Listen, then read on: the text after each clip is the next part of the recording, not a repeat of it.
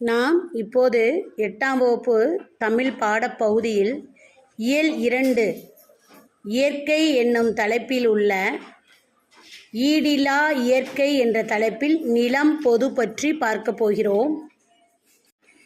இயற்கை மிகவும் அழகானது, அமைதியானது, மக்களுக்கு மகிழ்ச்சி ஊட்டுவது. அப்பேற்பட்ட பரந்து விரிந்த இப்புவியானது இயற்கை வளங்களால் சூழப்பட்டுள்ளது. இயற்கை கடவுள் நமக்கு கொடுத்த மிகப்பெரிய பொக்கிஷமாகும். நிலம், நீர், காற்று, ஆகாயம், நெருப்பு என பஞ்சபூதங்களும் இயற்கை வளமாகும். இயற்கை வளத்தை சூழ்ந்தே மனிதன் படைக்கப்பட்டுள்ளான். நாம் பார்க்கும் பாடப்பகுதியில் அவர்களுடைய சொந்த நிலமான சொந்த இடம், இயற்கை சூழலால் சூழப்பட்ட இடத்தை பழங்குடியினரின் தலைவராக விளங்கிய சியாட்டல் இயற்கை வளங்கள் சிதையாமல் காக்கப்பட வேண்டும் என்பதற்காக அமெரிக்க குடியரசுத் தலைவருக்கு கடிதம் ஒன்று எழுதினார். அக்கடிதம் தான் இப்பாடப்பகுதி. அமெரிக்காவில் பூஜே சவுண்ட் என்னும் இடத்தை சுற்றி வாழ்ந்தவர்கள்தான் சுகுவாமிஸ் பழங்குடியினர். அவர்களின் தலைவராக விளங்கியவர் சியாட்டல். அவர் அப்பகுதியில் உள்ள இயற்கை வளங்கள் சிதையாமல் காக்கப்பட வேண்டும் என்பதனை வலியுறுத்தி அமெரிக்க குடியரசுத் தலைவருக்கு கடிதம் ஒன்று எழுதினார். அக்கடிதத்தை பற்றி பார்ப்போம். மேதகு குடியரசுத் தலைவர் அவர்களுக்கு வணக்கம். இந்த பூமிக்கு அணுக்கமாக உள்ள வானத்தை எப்படி வாங்கவோ விற்கவோ முடியும்? இவ்வாறு செய்ய வேண்டுமென்ற எண்ணமே வேடிக்கையாகத்தான் தோன்றுகிறது. காற்றின் தூய்மையும் நீரின் உயர்வும் யாருக்கும் சொந்தமானவை அல்ல. அப்படி இருக்கையில் நீங்கள் அவற்றை எவ்வாறு விலை கொடுத்து வாங்க முடியும்? இந்த பூமியின் ஒவ்வொரு துகளும் எம் மக்களுக்கு புனிதமானவையாகும். கூடவே மின்னும் ஒளியுடைய ஒவ்வொரு ஊசி இலையும், எல்லா கடற்கரைகளும், கருமரங்களில் தவழும் பனித்துளிகளும், இன்னிசை எழுப்பி திரியும் பூச்சி வகைகளும் எம் மக்களின் நினைவிலும் வாழ்விலும் மிகவும் புனிதமானவை. பாலூரும் மரத்தில் இருந்து ஒழுகும் திரவம் கூட செவ்விந்தியர்களின் நினைவுகளை சுமந்து நிற்கின்றது. எமது மக்கள் இந்த பூமியை எப்பொழுதும் மறப்பதே இல்லை. ஏனெனில் இதுவே எமக்கு தாயாகும். நாங்கள் இந்த மண்ணுக்கு உரியவர்கள். இந்த மண்ணும் எமக்கு உரியதாகும். இங்குள்ள நறுமணம் மிகுந்த மலர்கள் யாவும் எமது சகோதரிகள். மான்கள், குதிரைகள், கழுகுகள் போன்ற அனைத்தும் எமது சகோதரர்கள். மலை முகடுகள், பசும் புல்வெளிகளின் பனித்துளிகள், மட்டக் குதிரைகளின் உடல் சூட்டில் இதமான கதகதப்பு போன்றவை யாவும் இங்குள்ள மனிதர்கள் எல்லாம் ஒரே குடும்பம். வாஷிங்டனின் பெருந்தலைவர் எங்கள் நிலங்களை வாங்க விருப்பம் தெரிவித்து சொல்லி அனுப்பிய போது நாங்கள் மன நிறைவுடன் வாழ எங்களுக்கென்று தனியிடம் ஒதுக்கித் தருவதாகவும் கூறியிருக்கிறார். எனவே அவர் எங்களுக்கு தந்தையாகவும் நாங்கள் அவருக்கு பிள்ளைகளாகவும் ஆகிறோம். எனினும் இந்நிலமானது எங்களுக்கு மிகவும் புனிதமானது என்பதால் இதற்கு சம்மதிப்பது என்பது மிகவும் இயலாத ஒன்றாகும். இந்நிலையில் எங்களுடைய நிலத்தை வாங்கும் உங்கள் திட்டத்தை பற்றி சிந்திப்போம். ஏரிகளில் பிரதிபலிக்கும் நினைவு எச்சங்கள் எம் மக்களின் வாழ்வியல் நிகழ்வுகளை நினைவு கூறுபவை. இந்த நீரின் முணுமுணுப்புகள் எம் பாட்டன்மார்களின் குரல்களாகும். இந்த ஆறுகள் யாவும் என் உடன் பிறந்தவர்கள். இவர்கள் தாம் என் தாகத்தை தீர்க்கிறார்கள். எம் மக்களின் தோணிகளையும் இவர்களே சுமந்து செல்கின்றனர். குழந்தைகளுக்கு உணவளிக்கின்றனர். இங்குள்ள ஓடைகளிலும் ஆறுகளிலும் ஓடும் வனப்பு மிகு நீரானது வெறும் தண்ணீர் அன்று, எமது மூதாதையரின் குருதியாகும்.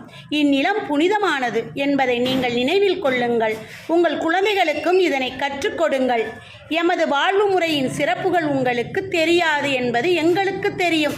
ஒரு குறிப்பிட்ட நிலப்பகுதியும் அதற்கு அடுத்துள்ள நிலப்பகுதியும் உங்களுக்கு ஒன்றுதான்.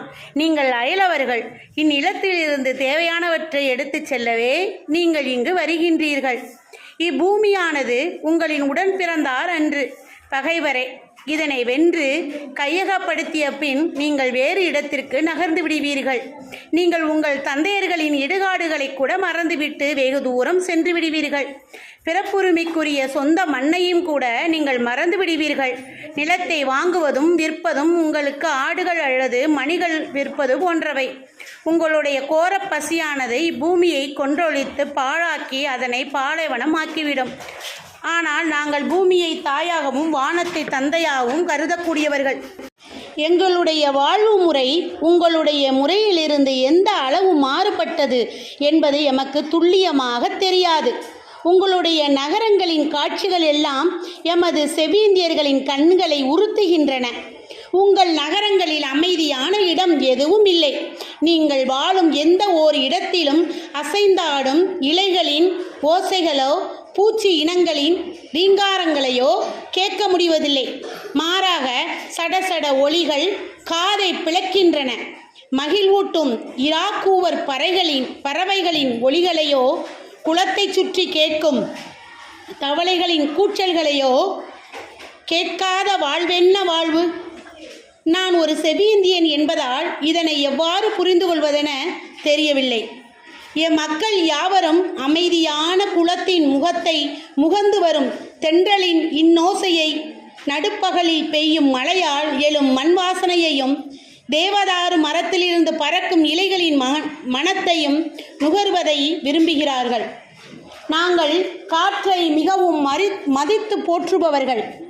விலங்குகள், மரங்கள், மனிதர்கள் உள்ளிட்ட யாவற்றுக்கும் சுவாசித்தல் பொதுவானது. பொதுவான ஒரு காற்றையே இவை யாவும் சுவாசிக்கின்றன. நீங்கள் சுவாசிக்கும் காற்றை பற்றி சிந்தித்ததில்லை. இந்த காற்றானது அனைத்து உயிர்களையும் காக்கிறது. இவ்வுணர்வுகளை சுமந்து நிற்கும் காற்றின் இன்றியமையாமையை நாங்கள் நிலத்தை விற்றுவிட நேர்ந்த பின்னரும் நீங்கள் மறக்கவே கூடாது. எங்கள் கால்களை தாங்கி நிற்கும் இந்த நிலமானது எம்முடைய பாட்டன்மார்கள் எரிந்த சாம்பலால் ஆனதாகும். இந்நிலமே எங்கள் தாயாகும். எமது உறவு முறையாரின் வளமான வாழ்வால் ஆனதே இந்நிலமாகும். இதனை நாங்கள் எங்கள் குழந்தைகளுக்கு சொல்லிக் கொடுப்பது போல் உங்கள் குழந்தைகளுக்கும் நீங்கள் சொல்லிக் கொடுங்கள். அப்போதுதான் அவர்கள் இந்நிலத்தை மதிப்பார்கள். இப்பூமியின் மீது எது வந்து விழுந்தாலும் அவையெல்லாம் பூமி தாயின் மீது வந்து விழுவனவே ஆகும். மேலும் இப்பூமியின் மீது மக்கள் துன்பப்படக்கூடுமானால் அது அவர்கள் தம் தாய் மீது துப்புவதற்கு ஒப்பானதாகும். இந்நிலமானது கடவுளும் மதிக்கக்கூடிய ஒன்றாகும். ஆகவே இதற்கு கெடுதல் செய்வதென்பது அதனை படைத்த கடவுளை அவமதிக்கும் செயலாகிவிடும். நீங்கள் மற்ற பழங்குடியினரை காட்டிலும் முன்கூட்டியே இந்நிலத்தை விட்டு செல்லக்கூடும். நீங்கள் படுத்துறங்கிய இடத்தை நீங்களே அசுத்தப்படுத்தினால் ஒரு நாள் இரவு நீங்கள் உங்கள் குப்பைகளுக்குள்ளேயே மூச்சு முட்டி இறந்து போகக்கூடும்.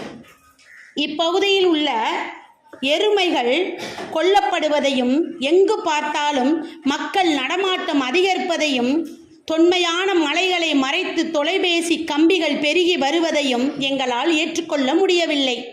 இங்கு இருந்த புதற்காடுகள் எங்கே சென்றன? மலை கழுகுகள் எங்கே சென்றன? விரைவாக ஓடக்கூடிய மட்ட குதிரைகளும் வேட்டையாடி அழித்து கொண்டிருக்கிறீர்கள். இப்படித்தான் வாழ வேண்டும் என்ற வாழ்க்கை முடிவுக்கு வந்துவிட்டது. நாங்கள் எங்கள் நிலத்தை விற்பதாக இருந்தால் எங்கள் நிலத்தை நாங்கள் நேசிப்பது போலவே நீங்களும் நேசியுங்கள். நாங்கள் எப்படி காப்பாற்றி வைத்திருந்தோமோ அப்படியே காப்பாற்றுங்கள். முழுமையாக விருப்பத்தோடு உங்கள் குழந்தைகளுக்காக இந்நிலத்தை போற்றி காப்பாற்றுங்கள். நிலத்தை நேசியுங்கள். இயற்கை நம் எல்லோரையும் நேசிப்பது போல. தங்கள் உண்மையுள்ள சியாட்டல். இப்பகுதி பக்தவத்சல பாரதி எழுதிய தமிழ் பழங்குடிகள் என்னும் நூலில் இருந்து எடுக்கப்பட்டது.